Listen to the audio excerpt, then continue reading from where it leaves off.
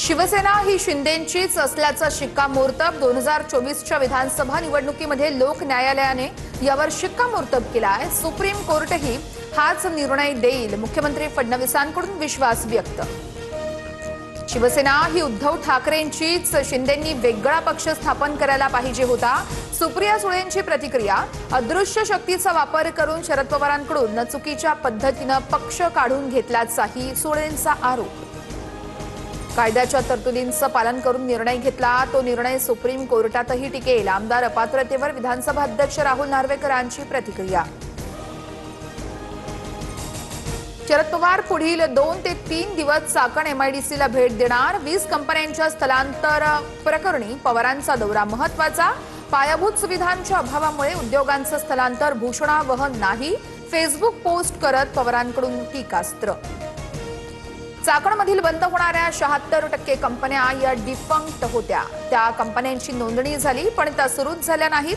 20 कंपन्यांच्या स्थलांतरणावरती फडणवीसांचं पवारांना उत्तर। राहुल गांधींकडून मोदींसह इटलीच्या महिला राष्ट्रप्रमुखाचा अपमान। राहुल गांधींचा छिछोरपणा अशोभनीय।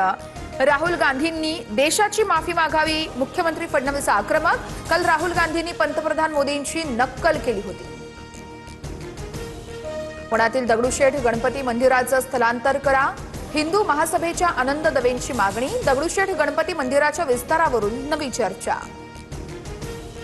मंदिराच्या विस्तारासाठी फरासखाना पोलीस ठाण्याची जागा मिळणार। भाजप आमदार हेमंत रासणेंची माहिती।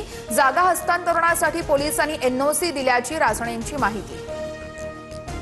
बावनकुळे व्यथित झाले, त्याचं वाईट वाटलं। यापुढे बावनकुळेंवर व्यंग करणार नाही, मात्र पुन्हा चूक झाल्यास माफ करणार नाही, जरांगेंचं भाष्य। केंद्राकडून जनगणना 2027 साठी 40 प्रश्नांची अधिसूचना जारी। प्रश्नांमध्ये जात, एससी आणि एसटीशी संबंधित माहितीचा समावेश। आधार कार्ड, मतदार ओळखपत्र आणि मोबाईल क्रमांकही विचारला जाणार।